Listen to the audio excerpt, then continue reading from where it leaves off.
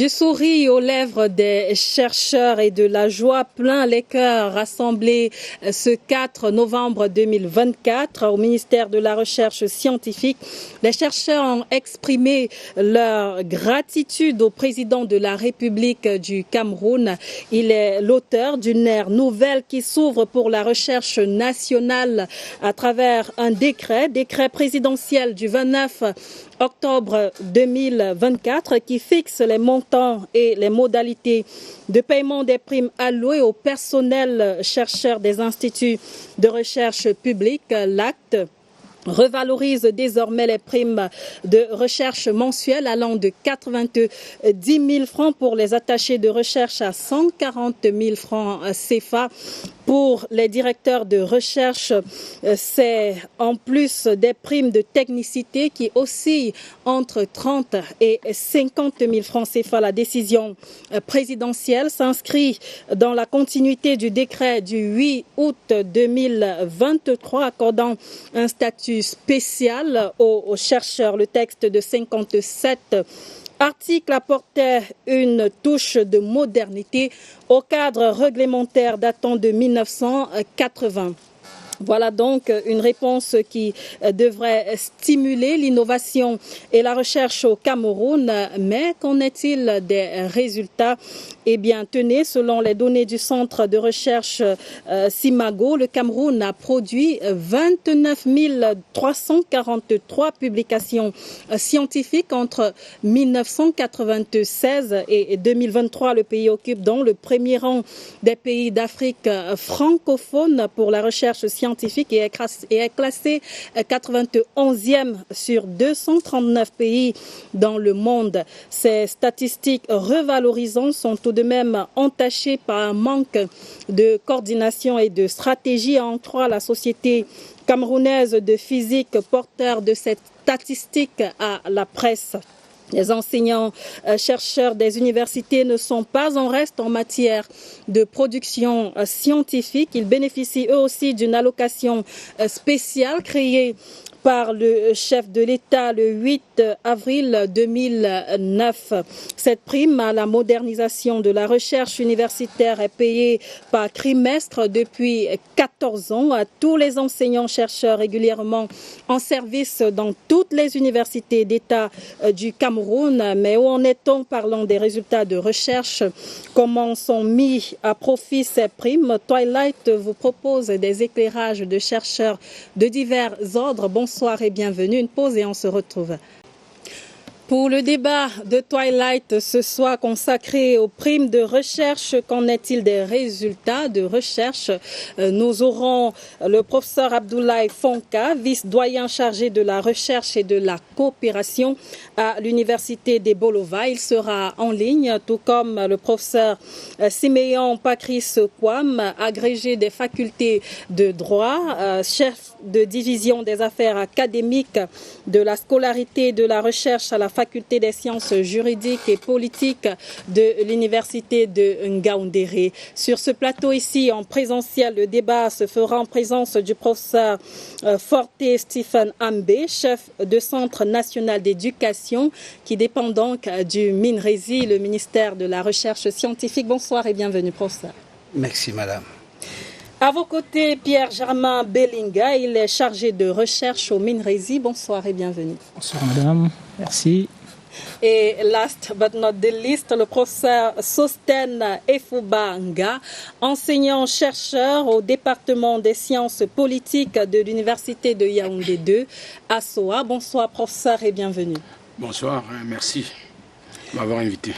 Alors, je vous propose, chers messieurs, en présentiel et en ligne, de regarder ce reportage notamment qui restitue cette joie-là, cette joie des chercheurs assemblés au ministère de la Recherche scientifique le 4 novembre dernier.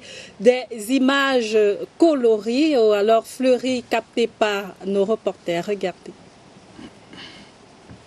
Le décret du 29 octobre dernier est dans la continuité de celui signé en août 2023 et qui rallongeait l'âge de départ à la retraite et réorganisait le passage de grade des personnels chercheurs. La nouvelle donne, en son article 2, augmente la prime de recherche qui varie désormais de 90 à 140 000. selon le grade, puis la prime de technicité qui se situe dans la fourchette des 30 à 50 000 francs CFA. Le temps des revendications est donc passé. Permettez-moi d'ailleurs de vous annoncer ici, aujourd'hui, avec beaucoup de joie, que le président de la République a donné des instructions fermes au Premier ministre chef du gouvernement pour que l'enveloppe budgétaire allouée à la recherche scientifique et innovation pour 2025 passe du simple au double. Les nouvelles qui ont ouvert la voie à une standing ovation au président de la République, présenté comme illustre guide de la jeunesse camerounaise. Nous allons continuer la recherche, à produire des résultats. Elle vient à l'endroit d'apporter la motivation, la rigueur et la passion dans notre travail. Nous sommes face à nos responsabilités maintenant. Le chef de l'État, lui, il a fait le sien. Longtemps resté sous les ténoirs, le secteur de la recherche est devenu en 2 années, grâce aux actes présidentiels, l'un des secteurs de l'éducation les plus visibles. Et on vient de le voir donc, ces chercheurs des instituts de recherche publique qui ont exprimé leur gratitude au président de la République suite à la revalorisation de leurs primes. Est-ce qu'on peut dire que c'est une mission accomplie de la part de l'État, professeur Rambé? Oui, d'un part, puisque ces conditions d'amélioration viennent avec des conditions qui attachent les chercheurs. Il y a la discipline. Il y a déjà un conseil de discipline qui contrôle la recherche. Il y a les conditions de changement de grade et de publication.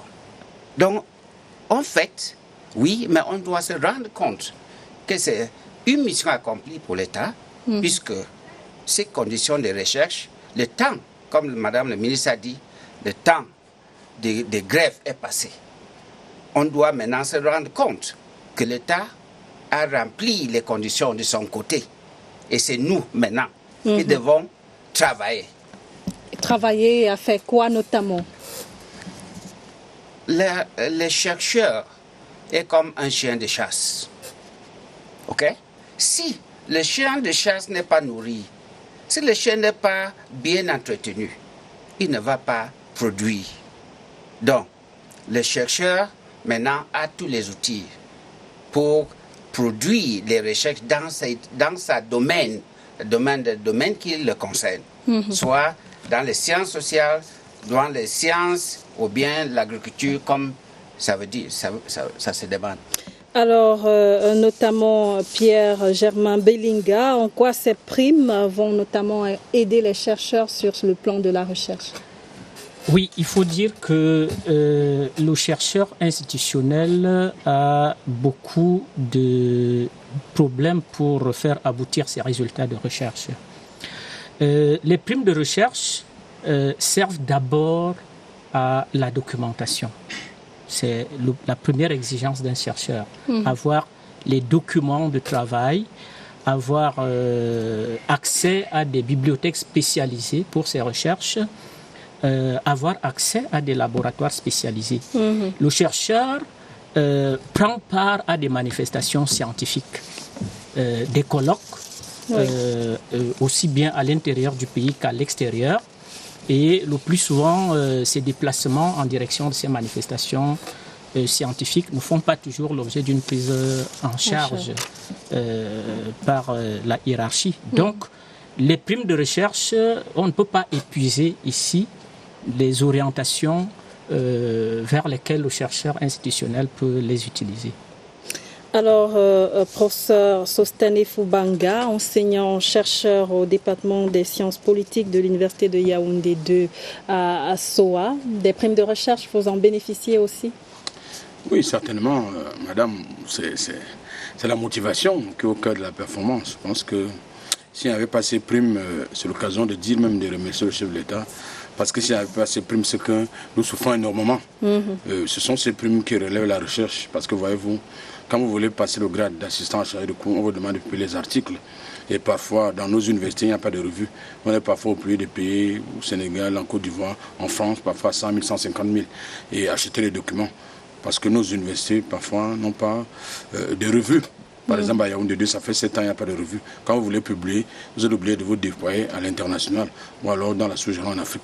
Donc, je pense que s'il n'y a pas ces primes, c'est que les universités ont fermé les portes. Donc, c'est ou le soulagement par rapport à ces primes. Parfois, quand vous publiez les livres parfois en France ou en Hexagone, on vous demande d'acheter la moitié de vos publications. C'est-à-dire, si le livre va faire 2 millions, on vous demande de contribuer à 900 000. Que vous achetez les exemplaires à 30%. Au cas où vous n'achetez pas, on ne publie pas votre livre. Donc le chercheur est tenu à financer la recherche, ce qu'on appelle le financement de la recherche, qui est un volet obligatoire dans tous les pays du monde. Donc je pense que cet accompagnement est important parce que c'est là même, c'est par grade, parce que quand vous êtes assistant, vous tournez entre 300 000. Quand vous êtes chargé de cours, vous allez à 600 quelque chose.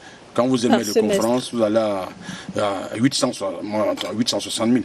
Quand vous êtes professeur, vous allez à 900 quelque chose. Donc, ces primes d'abord, au niveau du grade, ça vous motive. Au niveau du changement de grade, quand vous voulez changer de grade, vous devez publier. Si vous ne publiez pas, vous ne pouvez pas changer de grade. Et le jury est très, très rigoureux en ce qui concerne les publications et le changement de grade. Donc, chaque enseignant est tenu. Sinon, vous allez prendre votre retraite en tant qu'assistant. Là, je vais vous rattraper en tant que chargé de cours. Chacun aimerait aller en retraite à 65 ans. Donc, s'il n'y a pas ces primes de recherche, je ne sais pas comment le chercheur va faire pour survivre. D'ailleurs, qu'aujourd'hui, dans nos universités, il y a comme une grande pauvreté, surtout avec les chèques au baccalauréat, ce qui fait que les universités qui avaient 10 000 étudiants en première année, comme à Yaoundé, on se retrouve avec 3 000 étudiants. Et au plan socio-économique, ça a un impact important. Donc, s'il n'y a pas assez de primes pour accompagner la recherche, je pense que nous n'allons pas nous en sortir par rapport aux autres pays c'est-à-dire le Sénégal, tous ces autres pays qui financent la recherche. Donc, je pense que... Ce qu'on doit entendre par là, c'est que c'est un argent destiné à la recherche et non un argent de poche. Non, ça ne peut même pas être un argent de poche parce que, en tant que chercheur, vous êtes tenu, on vous évalue par rapport à vos publications. Vous êtes fier de dire que j'ai publié à telle revue, j'ai publié mon livre à tel truc. Si vous ne êtes pas chercheur, vous mourrez, vous vous taisez quand les autres parlent. Parce qu'à l'université, il y a les intrigues. On vous dira que celui-là, il n'a jamais rien écrit. Il dit qu'il est professeur, il n'a pas publié dans une grande revue, il n'a pas de livre. Il n'a rien, donc il ne doit pas s'exprimer là où il y a les étudiants ou les gens. Donc je pense que moi je remercie particulièrement le chef d'État pour cette prime parce que elle m'a toujours aidé à publier mes livres, à publier mes articles. Et parlant notamment de ces livres, je rappelle quelques titres, vous qui êtes notamment prolifique sur ce plan-là, le plan de la publication des ouvrages, l'étude des partis politiques au Cameroun de l'époque coloniale à nos jours, publié en 2020, Jeu et enjeu d'une transition politique, la politique culturelle de la France au Cameroun, publié en 2003, du Cameroun britannique à la crise anglophone, publié en 2018, la crise de la chefferie traditionnelle en Afrique du Sud, publié en 2019, et la crise des ressources humaines et l'échec des politiques publiques au Cameroun vers la construction d'une administration moderne, publié en 2017. Oui, je pense qu'aujourd'hui, j'ai 6 publications et je suis fier de ces publications parce que quand je vois comment ça se passe, quand je vois les 2 premiers, la crise des ressources humaines du Cameroun britannique et la crise anglophone, je pense que c'est dans les bibliothèques publiques au Sénégal. L'étude des partis politiques qui se retrouvent dans les bibliothèques de Sciences Po, 14 Sciences Po à Paris, c'est pas donné pour un Africain. Et le dernier, la transition politique, quand la maison d'édition m'a appelé, qu'ils ont déjà fait les traductions, parce que ça parle de la défaite de l'Allemagne au Cameroun face à la France, à la Grande-Bretagne. Ils sont vraiment intéressés. On m'a dit que les stocks sont épuisés. Traduction en quelle langue? En allemand, l'italien. Et puis elle m'a dit même que, la direction m'a dit que même en Amérique du Sud, on a besoin de livres et tout. Donc j'ai donné mon accord pour qu'on publie, sachant que... D'accord, on vous a écouté. Oui, professeur, avant de vous revenir, je vous propose d'aller en ligne pour que nos invités, notamment en virtuel, ne s'impatientent pas. Professeur Abdoulaye Fonka, vice-doyen chargé de la recherche et de la coopération à l'université des Bolova. Dites-nous tout d'abord en quoi consistent vos missions en tant que chargé de la recherche et de la coopération.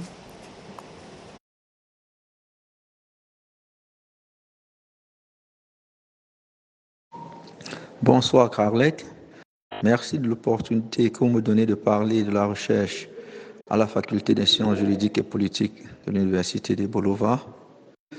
Je vais dire que notre travail dans ce domaine consiste en la promotion et la vulgarisation de la recherche à travers le suivi des publications des enseignants, à travers la mise sur pied d'un support de publication, notamment la revue de la faculté, d'une part, et d'autre part, notre travail consiste au suivi des étudiants inscrits en cycle de recherche, master et doctorat, le suivi des séminaires, l'accompagnement dans la rédaction et la soutenance des mémoires, et enfin la promotion de la mobilité des enseignants et des étudiants à l'effet de rencontrer d'autres chercheurs dans le triangle national ou alors à l'international. Alors, professeur Abdoulaye Fonka, dites-nous à la fin quelle est la finalité de cette recherche-là, notamment en faculté. Carlette, à la question de savoir quel est le but ou la finalité de la recherche en faculté, je dirais que le but principal de la recherche est la production de savoir et de découvrir, comprendre l'environnement dans lequel nous vivons. Le savoir également permet d'apprendre comment les connaissances peuvent être mobilisées pour résoudre des problèmes sociaux. Et dans le cadre de la faculté des sciences juridiques et politiques, une forte promotion du savoir endogène est encouragée par M. le doyen pour permettre une facile adaptation de ce savoir à notre environnement et faciliter la résolution des problèmes liés à notre société par nos propres chercheurs. Merci donc pour ces premières interventions en direct sur le plateau de Twilight. À l'autre bout du fil, le professeur Siméon Pakris Kwam, agrégé des facultés de droit, chef de division des affaires académiques, de la scolarité et de la recherche à la faculté des sciences juridiques et politiques de l'université de Ngaoundéré. Alors, dans la région du Château-d'Eau, alors dites-nous, vous, professeur, notamment en quoi consiste vos missions? On parle là de recherche, mais qu'en est-il? De quoi est-ce qu'il s'agit? Une fois de plus, l'opportunité de participer à votre débat et surtout de dire quelque chose ou quelques mots sur la faculté des sciences juridiques et politiques de l'université de Ngaoundéré, qui est la plus ancienne faculté des sciences juridiques et politiques du septentrion camerounais. Alors, au niveau de la recherche dans notre faculté, disons que elle fait bien partie de nos prérogatives en tant que DARS. La recherche se situe à deux niveaux, ou alors elle est faite par deux catégories de personnes. D'abord, la recherche est faite par les étudiants de niveau master recherche et du cycle doctorat. Pour les étudiants de master, il s'agit d'abord des directions d'études et de recherche, une sorte d'initiation à la méthodologie de la recherche. Cela se fait sous l'encadrement des assistants et des chargés de cours. Nous avons ensuite les mémoires de recherche portant sur diverses thématiques en rapport avec les problèmes de notre époque. Enfin, la recherche doctorale qui dure 6 semestres au minimum et qui permet à l'étudiant, en concertation avec son directeur de thèse, de préparer un travail de recherche de haut niveau sur un sujet précis. Et à chaque étape du travail, notamment au mois de février dans notre faculté, il est organisé des doctorales pour évaluer l'état d'avancement de la thèse des étudiants. Deuxièmement, nous avons la recherche faite par les enseignants. Elle est individuelle et collective. Pour la recherche individuelle, sous la coordination de Madame la vice-doyenne en charge de la recherche, les enseignants de notre faculté et d'autres facultés sœurs publient dans notre revue semestrielle les résultats de leurs recherches. Pour la recherche collective, il s'agit des projets d'ouvrages collectifs sous notre direction et la supervision de notre doyen. C'est ainsi qu'un ouvrage collectif a été publié récemment sur les transformations contemporaines du droit pénal au Cameroun. Et un autre ouvrage collectif est en cours sous notre direction et la supervision de M. le doyen. Il porte celui-là sur le football au Cameroun, regard pluriel. La publication de cet ouvrage est prévue pour novembre 2025. Voilà rapidement présenté la recherche dans notre faculté. Dites-nous, professeur, on reste avec vous. Alors, quels sont les résultats escomptés ou attendus de ces différentes recherches-là? Merci pour cette importante question sur les résultats de la recherche. D'abord, disons que la recherche fondamentale permet d'avoir un bon vivier d'enseignants de qualité. Et c'est ainsi que de plus en plus, de nombreuses thèses et mémoires sont soutenues dans notre faculté.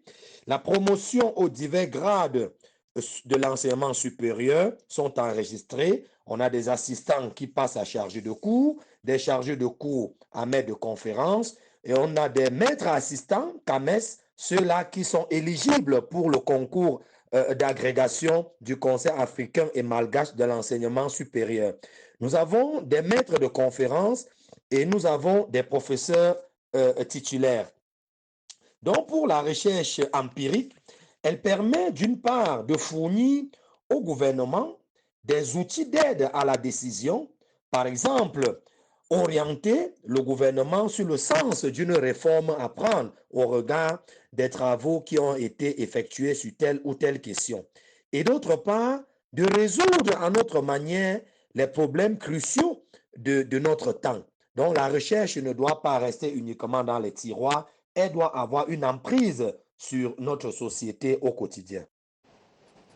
Merci beaucoup pour ces interventions, professeur Siméon Pakrisquam. Vous restez avec nous, notamment en ligne, professeur Forte Stephen Ambé. Le temps de revenir à vous, vous qui êtes le chef de Centre national d'éducation du MINRESI. Alors, vous êtes un ancien dans le domaine de la recherche au Cameroun. Dites-nous, c'est déjà quoi le centre que vous coordonnez? Quelles sont les recherches effectuées de ce côté-là? Bon, laissez-moi rebrousser chemin un peu. Oui. Pour dire que cette prime accordée maintenant, c'est au MINRESI, de nos collègues universitaires. Oui. Dans les universités, nous n'avons pas de problème. Nous avons eu ces primes depuis. C'est les collègues qui sont au MINRESI qui font la recherche pour le développement. C'est-à-dire les instituts, soit le CERN, soit IRAD, soit Mipromalo, qui ne font pas la recherche pour l'enseignement, mais ils font la recherche pour le développement. C'est-à-dire, ils ont des tâches, ils ont des solutions à proposer dans leur domaine respectif. Donc, c'est pour cela que les chercheurs au MINRESI ont donné cette motion de soutien au président. Ils sont tellement fiers parce que l'État a mis ou pas les chercheurs au MINRESI, comme les chercheurs des universités. Ça reste un peu à faire, à équilibrer. Mais le fait que le chercheur qui est à l'IRAD est reconnu, le chercheur qui est en sciences sociales est reconnu comme chercheur. Depuis 1980, que le statut a changé. Oui. C'est déjà quelque chose qui est très, très appréciable pour l'État. En ce qui concerne Monsanto, le ministère de la Recherche scientifique a les instituts. Le Centre national d'éducation s'occupe de la recherche en sciences sociales. Là où j'ai 120 chercheurs, de tous grades confondus, anthropologues, sociologues, historiens, linguistes. Et on se bat pour résoudre les problèmes de l'homme dans sa société. La plupart de nos publications cherchent des solutions idoines aux problèmes sociaux, culturels, historiques, politiques que le pays rencontre. On cherche à placer l'homme dans son contexte, dans ce pays et dans la scène internationale. C'est-à-dire, si on trouve les enfants de la rue, là où on a mené de bonnes recherches sur ça, ces enfants de la rue se trouvent à Yaoundé, à Bamenda. Pas seulement à Yaoundé, mais dans les autres pays. Il faut ces études pour amener l'État à comprendre les problèmes sociaux. C'est ça que je veux dire pour le moment. Alors, dites-nous, avant d'avoir notamment ces primes-là qui viennent de tomber par décret présidentiel, comment est-ce que vous déployez de par le passé pour pouvoir conduire ces recherches-là? Non, je peux dire que ces primes sont améliorées. On avait les primes, mais ces primes n'étaient pas à cette hauteur. Je ne me trompe pas, Bernard. Tout à fait. Je crois que... sans couper le professeur, je crois que l'acte du chef de l'État doit être compris dans un contexte bien précis. En 1980, donc le président Ahidjo avait pris un décret portant statut des chercheurs, et les chercheurs jusqu'au dernier acte du chef de l'État étaient pris en charge en termes de primes de recherche et des primes de technicité, conformément à l'annexe numéro 2 du statut de 80. Je ne sais pas si vous pouvez imaginer que depuis 80 jusqu'en 2024, le chercheur institutionnel du ministère de la Recherche scientifique et de l'Innovation était traité conformément au barème fixé dans les années 80. Et donc, le récent décret revalorisant les primes de recherche des chercheurs institutionnels est une avancée. Et tout à l'heure, lorsque vous posiez la question, est-ce que c'est une mission accomplie de l'État? Oui, nous disons c'est un début d'accomplissement de cette mission. Pourquoi? Parce que il faut signaler que l'outil stratégique qui régit le développement du Cameroun actuel, qui est la SND 30, a bien inscrit comme objectif stratégique la recherche. C'est pour une première fois où la recherche est clairement inscrite dans un document stratégique comme un objectif de développement. Et je voudrais rappeler ici qu'au chapitre 4 de cette SND 30, eh bien, on présente bien les missions, les objectifs que l'État voudrait atteindre par la recherche en tant qu'objectif stratégique. Et ces missions sont au nombre de 3. Il y a une mission de production, une mission de formation et bien sûr une mission de recherche. Et pour atteindre ces missions, il est clairement inscrit dans la SND 30 que l'État se propose, entre autres objectifs, n'est-ce pas, de mettre sur pied une loi d'orientation de la recherche. Et aujourd'hui, nous avons une loi, n'est-ce pas, récente qui prend en charge le statut des chercheurs. Tout comme au niveau de l'enseignement supérieur, il y a une nouvelle loi qui oriente l'enseignement du supérieur. Mais tout ce paysage fragmenté de la recherche au Cameroun le reste parce qu'aujourd'hui, il n'y a pas une loi qui oriente la recherche. Et c'est bien que cela soit inscrit dans la SND 30 comme un objectif stratégique. Alors dites-nous au pas de course, quelles étaient vos difficultés avant avec ce statut de 1980? Oui, comme je suis en train de le dire, voilà une des difficultés qu'il y avait avec ce statut. Ce statut a laissé le paysage de la recherche camerounaise dans un environnement fragmenté. Le chercheur du supérieur, le chercheur du ministère de la Recherche et même les chercheurs du secteur privé mènent des activités de recherche avec des résultats probants, mais ont besoin d'être réunis dans une même et seule loi qui oriente la recherche comme un outil stratégique de développement.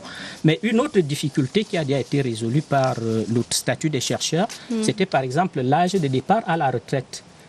Pendant longtemps, les chercheurs de très haut niveau allaient à la retraite prématurément, 55 ans.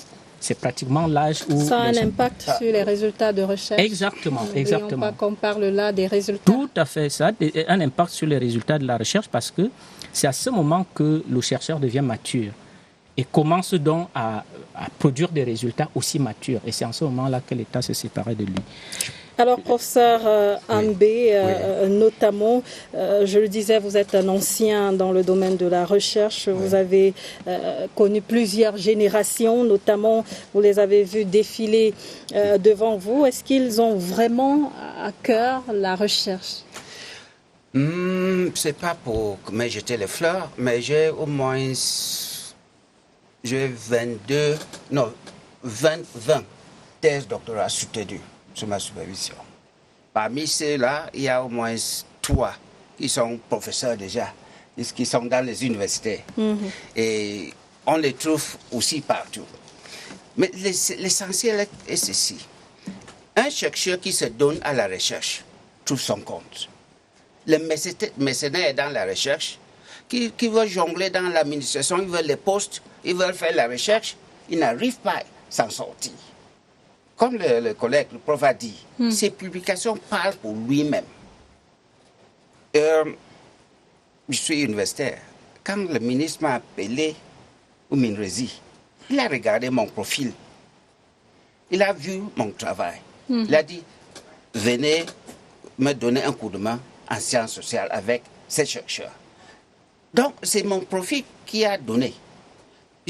Les autres collègues, ils doivent faire la même chose. Il y a autre chose. Les primes qu'on donne, on ne peut pas attendre les résultats comme on achète les habits pour aller à une fête. Les résultats de la recherche peuvent prendre 3 ans, 5 ans. Les publications du prof peuvent être utiles pendant 5-10 ans avant qu'on finisse, c'est-à-dire avant qu'on dise on a tout exploité. Donc, les primes, c'est une motivation.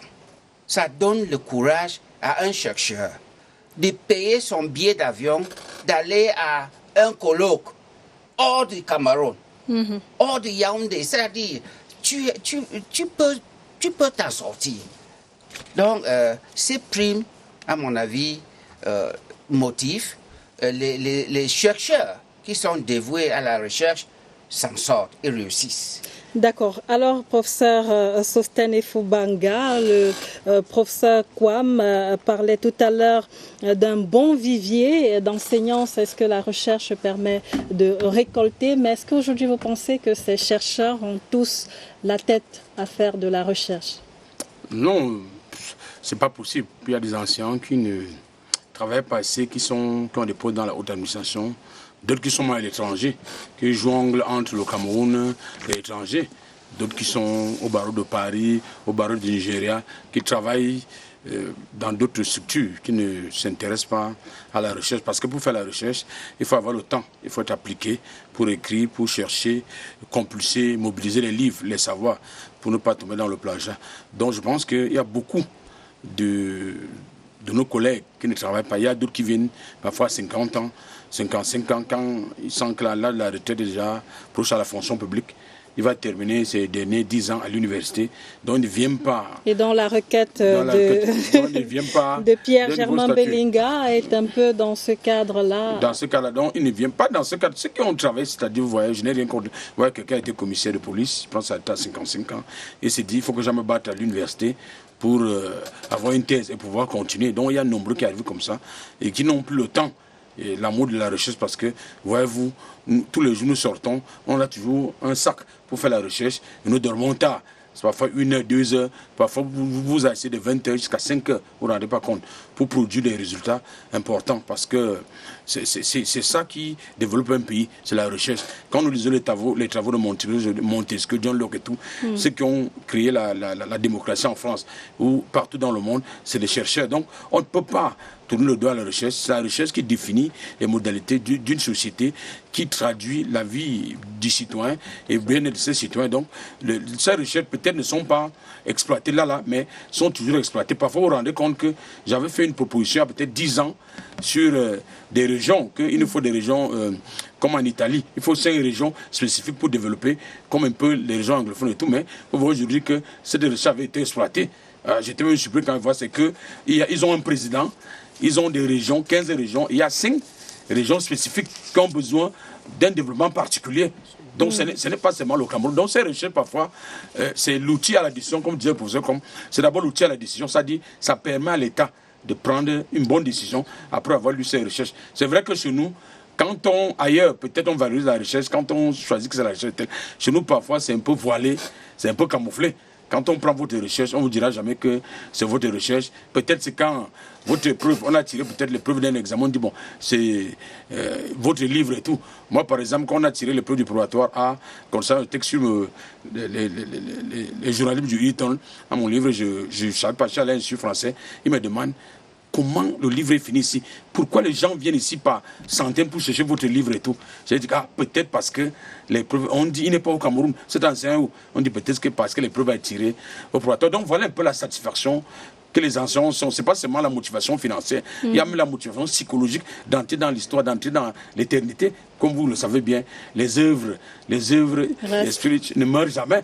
Donc on vivra pendant longtemps à travers nos œuvres.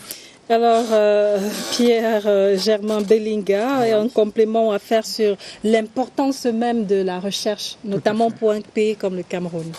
Oui, il faut vraiment le dire, aucun pays ne peut se développer sans la recherche. Et les pays qui se développent sont les pays qui mettent le maximum de moyens pour leur recherche. Et il faut rappeler que les États africains réunis à Lagos en 80 avaient manifesté l'intention de porter le PIB pour le financement de la recherche à 1%. Et les pays africains qui ont fait l'effort d'approcher ce pourcentage connaissent un développement important aujourd'hui. Et le Cameroun, il faut le dire, a des problèmes de financement de la recherche, nous ne cesserons jamais de le dire. Et d'ailleurs, la SND aussi, la SND 30 l'a remarqué, et la SND ambitionne de mettre sur pied un fonds permanent de financement de la recherche. Pourquoi ? Parce que sans le financement de la recherche, eh bien, on ne peut pas avoir le maximum de brevets. Oui. Un seul brevet peut créer au moins 30 emplois. Et le brevet est le fruit d'un résultat de recherche. Vous voyez un tout petit peu. Alors, est-ce que les recherches, notamment, est-ce que les résultats sont vraiment au rendez-vous au regard du nombre de publications? On a parlé de plus de 29 000 entre 1996 et 2023. Oui, les résultats sont au rendez-vous pour le cas du Cameroun. C'est vrai que l'homme lambda, le Camerounais lambda se pose souvent la question, que font les chercheurs? Les résultats de la recherche au Cameroun, dans tous les secteurs, le professeur parlait tout à l'heure et l'autre professeur aussi, des résultats en sciences sociales, comme aide à la décision. Ce n'est pas des résultats visibles. Mais par contre, dans d'autres instituts comme l'IRAD, comme l'IMPM, comme l'INC et tout le reste, les résultats existent. Pour la petite information que j'ai sur les résultats des autres organismes sous tutelle du MINRESI, actuellement, il y a des résultats de recherche au niveau de l'IMPM sur la prise en charge du paludisme, sur la prise en charge du sida. Vous voyez un tout petit peu. Il y a des résultats à l'IRAD pour la production du blé au Cameroun. Un professeur du ministère de la Recherche a mis en marche une expérimentation qui cherchait à prouver qu'on peut cultiver le blé dans toutes les régions du Cameroun. C'est juste une question de variété. Et il a testé les variétés de blé, n'est-ce pas, qui peuvent s'adapter à tous les écosystèmes agricoles du Cameroun. Comme quoi, nous pouvons ne plus importer le blé qui vient de l'Ukraine et produire le blé dans toutes les régions du Cameroun.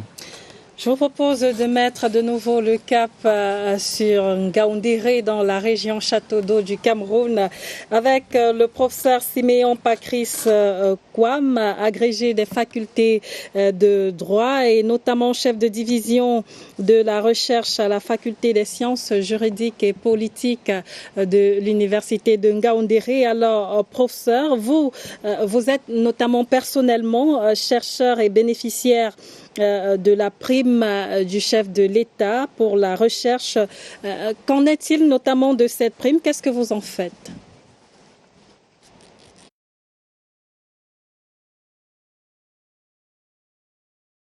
Et en Patrice Kouam, j'espère que vous êtes toujours avec nous. Alors, dites-nous pour votre troisième intervention ce que vous faites, notamment de la prime que vous bénéficiez pour la recherche.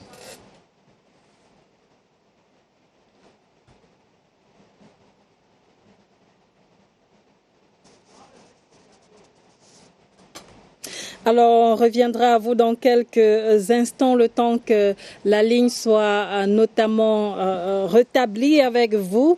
Peut-être pour avoir le professeur Abdoulaye Fonka, peut-être, si vous êtes avec nous aussi, professeur, pour votre troisième intervention sur ce plateau. Dites-nous notamment comment le travail de recherche se vulgarise. Comment est-ce que ce travail de recherche-là est vulgarisé en faculté?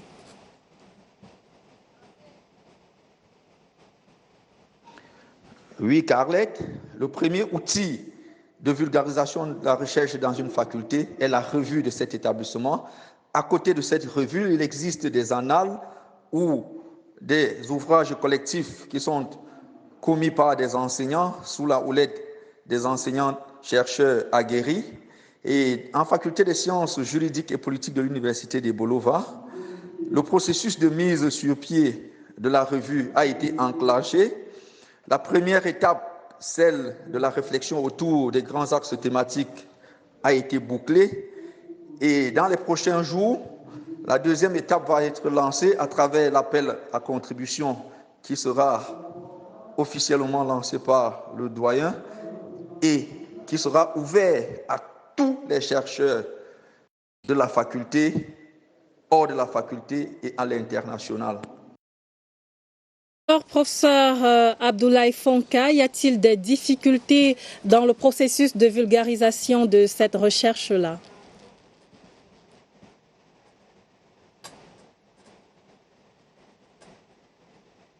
Difficultés en termes de vulgarisation de la recherche scientifique des universitaires partout ailleurs. Et je releverai qu'elles sont plurielles et l'on peut retenir globalement des obstacles d'ordre structurel, matériel et humain. Généralement, à cause des moyens très insuffisants, les revues périodiques des facultés ne fonctionnent pas normalement et du coup, les chercheurs sont obligés de se tourner vers des supports de publication dont le caractère scientifique est parfois questionnable et où les publications sont faites sans une véritable expertise d'un comité scientifique. Donc, clairement, au-delà des facilités mises sur pied par les autorités compétentes, les moyens de vulgarisation de la recherche à l'université connaissent encore un certain nombre de difficultés qu'il faudrait surmonter. Merci beaucoup pour ces autres interventions. J'espère que la ligne est déjà rétablie avec Ngaoundéré. Avec vous, professeur Siméon Patrice Kwam, dites-nous notamment pour votre troisième intervention, vous qui bénéficiez aussi de cette prime-là, ce que vous en faites notamment. Effectivement, madame, je suis un enseignant-chercheur. Je bénéficie d'ailleurs, comme tous les autres collègues des universités camerounaises, de la prime interne payée par la faculté et de la prime de modernisation accordée par le président de la République, son Excellence Paul Biya, depuis 2009. Cette prime, je la consacre essentiellement pour un abonnement dans les revues et l'achat des livres. C'est ce qui me permet d'encadrer mes étudiants du Cameroun et de l'étranger en les aidant à avoir une bibliographie à jour. Car vous pouvez bien l'imaginer, la compétition internationale est très rude dans notre domaine. Il faut donc éviter d'être rébarbatif dans la recherche et fournir donc aux étudiants, en plus de fruits de leur propre recherche, des outils qui leur permettent d'être, comme disent les anglo-saxons, up-to-date. Alors, j'ai déjà posé cette question sur ce plateau ici en présentiel et je la pose à vous, professeur Siméon Patrice Kwam. Les enseignants d'université mettent-ils assez à profit cette prime de recherche? Notamment, est-ce que les résultats courent les rues? Dites-nous. De mon modeste point de vue, les enseignants d'université mettent à profit la prime de recherche, malgré qu'elle soit encore insuffisante au regard de l'ampleur de la recherche à mener. Disons que de manière individuelle, les résultats sont probants. De nombreux enseignants ont pu se doter soit d'une mini-bibliothèque à domicile, soit d'un mini-laboratoire à domicile. Cela leur permet de publier dans de bonnes revues, c'est-à-dire des revues cotées, d'avoir des prix à l'international et même sur le plan national, ou encore d'être sélectionnés parmi des porteurs de projets financés par des organismes nationaux et internationaux. À une échelle micro, on dira certainement que ces résultats sont perceptibles, mais à une échelle macro, ces résultats de la recherche ont besoin d'être lourdement financés pour sortir des tiroirs et participer efficacement au développement de notre pays. Merci donc. On reviendra à vous rapidement, Pierre-Germain Belinga. Vous êtes philosophe à la base, c'est bien cela. Et quelles contributions vous concernant? Alors, avant de revenir sur ma contribution, je fais déjà une observation. En fait, si les enseignants du supérieur se plaignent du fait que leurs primes de recherche restent insuffisants, je crois que vous devez comprendre que le problème, en même temps que nous disons merci au chef de l'État, la question du financement de la recherche reste un problème pertinent au ministère de la Recherche. Et en 30 secondes, vos résultats personnels? Tout à fait. Alors, les résultats personnels, c'est effectivement, comme ont dit les autres professeurs, ce sont nos contributions scientifiques en termes d'articles, de production des articles.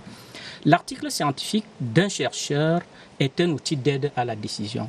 En fait, vous ne forcez pas le gouvernement à appliquer ce que vous voulez dire dans votre étude, mais vous lui proposez, d'abord vous mettez sur pied des connaissances scientifiques éprouvées par les recherches avec des méthodes rigoureuses, et vous lui proposez d'aller vers telle orientation. Je vais prendre un exemple concret. On n'a pas le temps, on va juste marquer une pause et on va vous revenir notamment dans quelques instants. Twilight, la suite, c'est tout à l'heure. À tout de suite.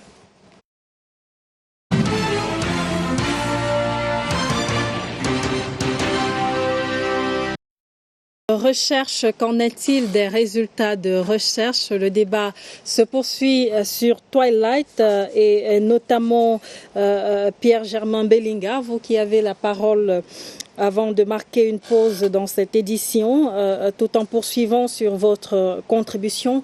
Vous allez notamment nous faire part de vos impressions par rapport à, ou alors de vos sentiments par rapport à cette critique, celle de savoir pourquoi la plupart des activités de recherche n'ont pas d'objectifs clairement définis, manque de coordination, manque de stratégie, n'ont pas d'objectifs fixés par le gouvernement ou par les entreprises.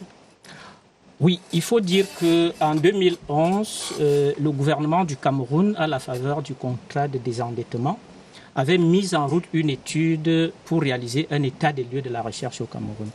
Et cette étude qui avait été réalisée par le CIRAD et publiée en 2014 fait état de ce genre d'observation.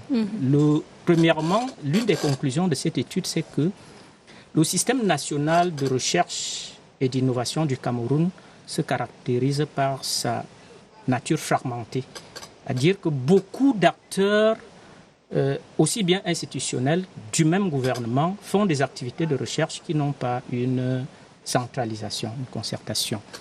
D'où l'importance de cette loi d'orientation de la recherche qui va remettre tous ces acteurs ensemble. En plus de cela, on a observé que beaucoup de chercheurs, effectivement, font des recherches qui sont financées par des institutions extérieures. Lorsque vous faites de la recherche pour une institution financière extérieure, c'est à eux que vous devez les résultats de recherche et non au gouvernement. Et le plus souvent, on peut se plaindre de ce qu'on ne voit pas, ce que les résultats des recherches des Camerounais apportent au gouvernement camerounais. Parce que, à partir du moment où la recherche n'est pas suffisamment financée, le chercheur qui veut survivre par ses résultats de recherche peut se retourner vers l'extérieur. Maintenant, en dehors de cela, il faut noter l'environnement de recherche qui reste quand même assez difficile pour le chercheur camerounais en particulier et africain en général. Je voudrais illustrer ça par le fait que lorsque, par exemple, le chercheur à l'extérieur évolue à l'intérieur d'un laboratoire qui a un financement sur peut-être 3 ans et donc est inscrit dans un programme de recherche qui a des objectifs bien clarifiés, des attentes en termes de résultats. Le chercheur camerounais n'est pas inscrit dans un programme de recherche. Il évolue en solo. Il évolue au jour le jour. Au ministère de la Recherche, par exemple, nous évoluons avec le système de proposition des projets au gouvernement et nous les réalisons selon qu'ils sont financés ou non. Vous pouvez avoir un projet, mais s'il n'est pas financé par le budget d'investissement public, vous ne pouvez pas le réaliser. Et si vous voulez le réaliser, il faudra aller chercher les moyens ailleurs. Alors, professeur Forte Stephen Ambé, chef du Centre national d'éducation du Minrezi, comment ça se passe chez vous? Quelle est votre appréciation de cette critique faite? Parfois, c'est l'ignorance. Quand on voit les plantains améliorés, le papaye amélioré, on ne se demande pas ce qui s'est passé pour avoir cette qualité. On constate seulement que c'est là sur le marché. Les gens ne prennent pas le temps de comprendre. Et si vous n'êtes pas spécialiste, vous ne pouvez pas comprendre certaines choses. Quand le CNE a fait une étude sur les enfants de la rue, et ça a provoqué un changement au ministère des Affaires sociales, les gens n'ont pas compris d'où ce changement de comportement ou bien de règlement sur les enfants de la rue. C'était dû à quoi? On a essayé de dépister les causes des enfants de la rue et comment on peut les encadrer. Sous quelle initiative? C'était le financement de BIP, c'est financé par l'État. Okay, comme il vient de dire, il y a les projets financés par l'État qui ont assez de moyens pour sortir les résultats palpables. Quand le financement est maigre, les 140 000 qu'on donne à un chercheur, il peut se contenter d'un laptop, s'abonner.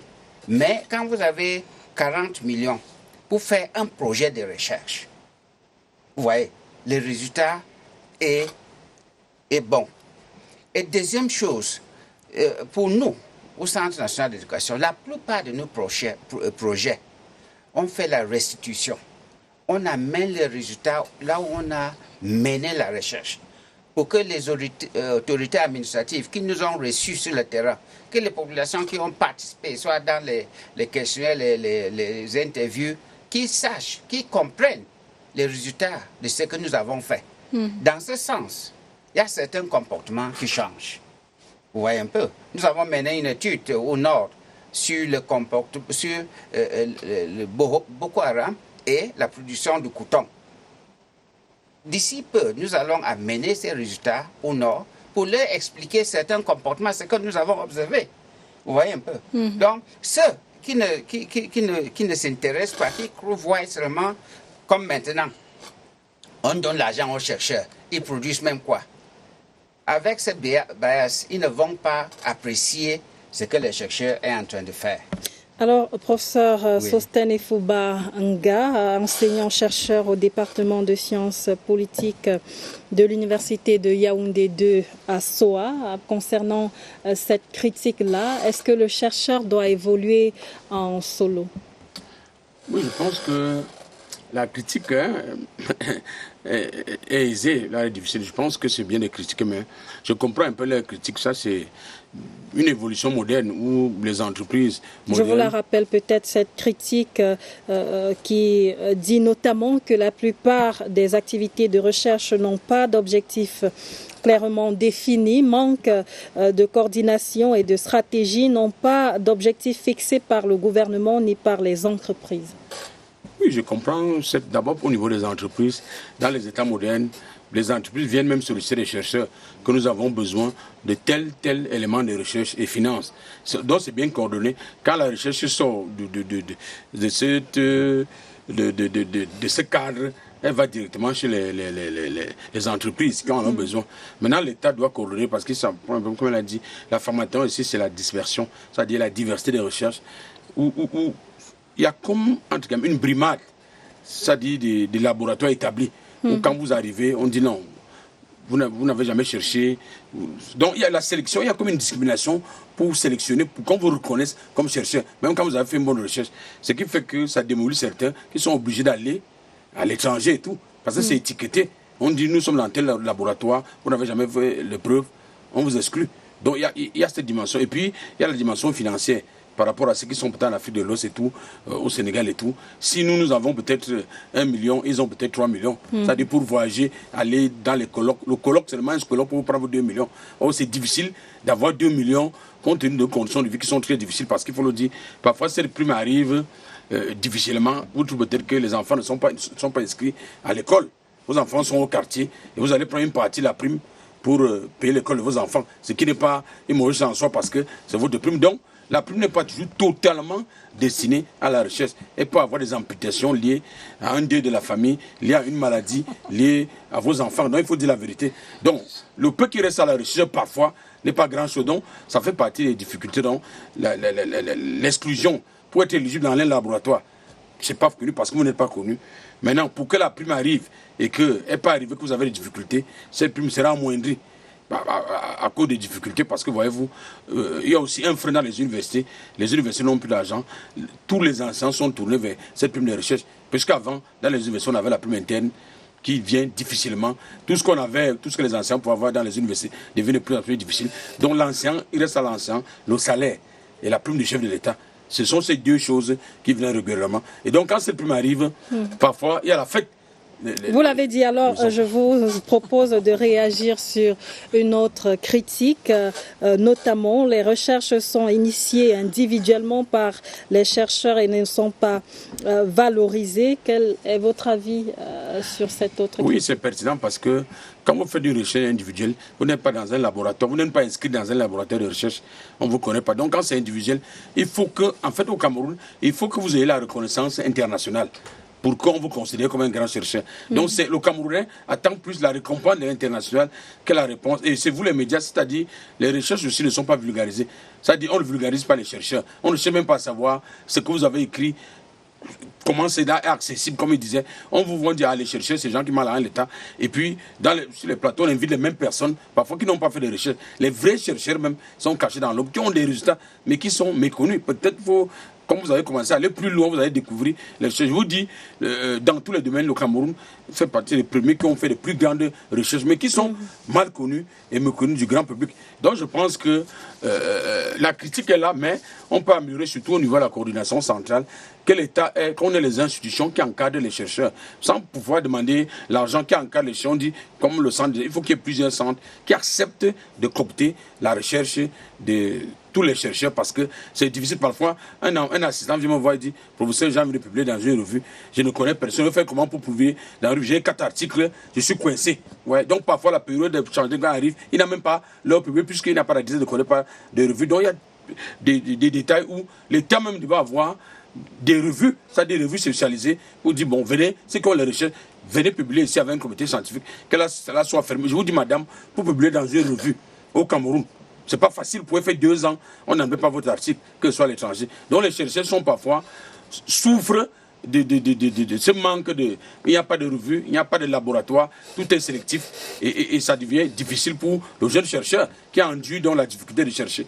Donc c'est un peu comme dans l'armée, il y a une hiérarchie qui n'accepte pas les jeunes venus et puis il y a un problème de financement permanent de la recherche parce que un seul livre, on dit que le livre coûte 55 000, tel livre coûte ceci, pour voyager, aller à tel lieu, pour aller faire la recherche, interroger les populations, ramener l'enquête, aller sur le terrain, c'est souvent difficile pour les chercheurs. Il faut l'argent, il faut même la protection. Parce qu'il y a des zones, par exemple, les zones en crise. C'est-à-dire pour aller faire l'enquête là-bas, poser les questions, ramener les résultats, les échantillons du terrain. Parfois, c'est très difficile. Donc, il y a le problème de financement, le problème de sécurité, le problème d'exclusion, de discrimination pour ceux qui sont déjà arrivés.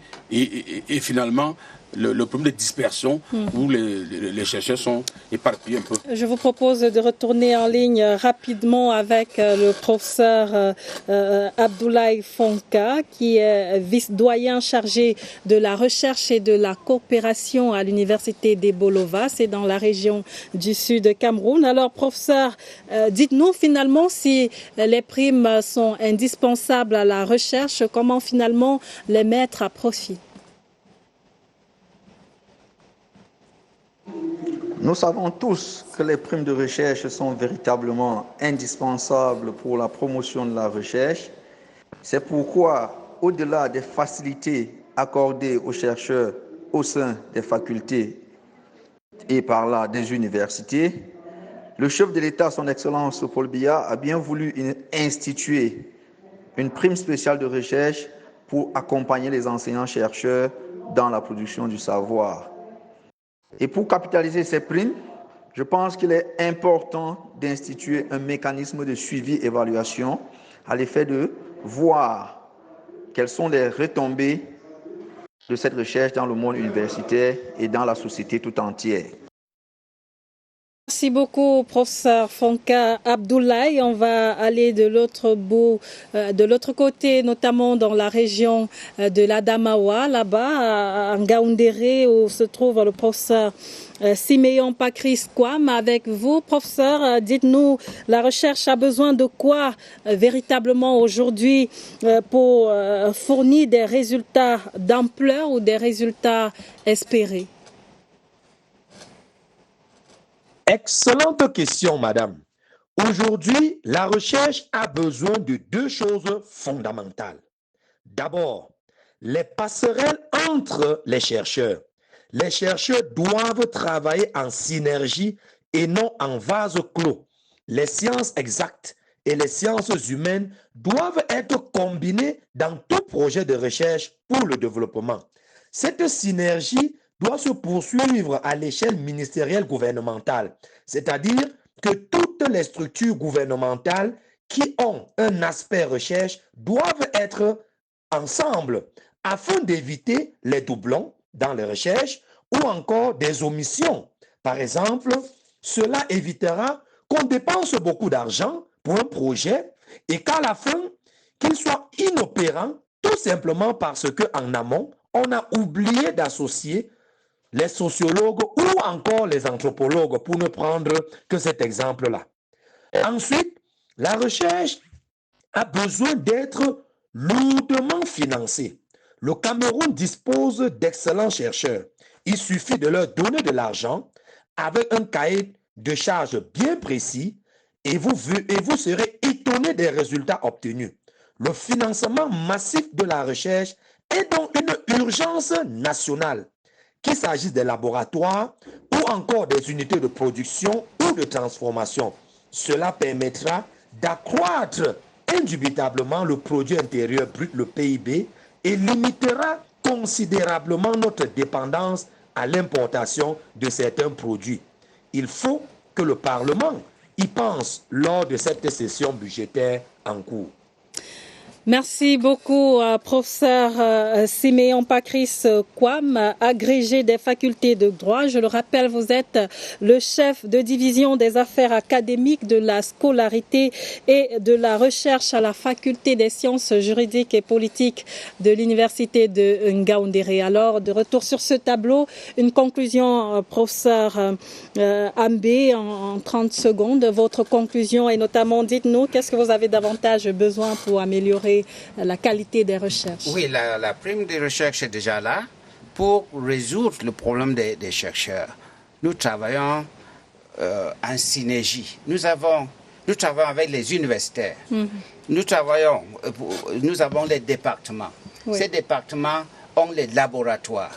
Et dans ces laboratoires, les chercheurs peuvent travailler sur les sujets communs et les thèmes qui seront financés par nous. D'accord. Pierre-Germain Bellinga. Oui, je dirais très rapidement qu'on ne finance pas la recherche par des primes. Ça, c'est clair. Le gouvernement connaît la solution pour améliorer la recherche au Cameroun.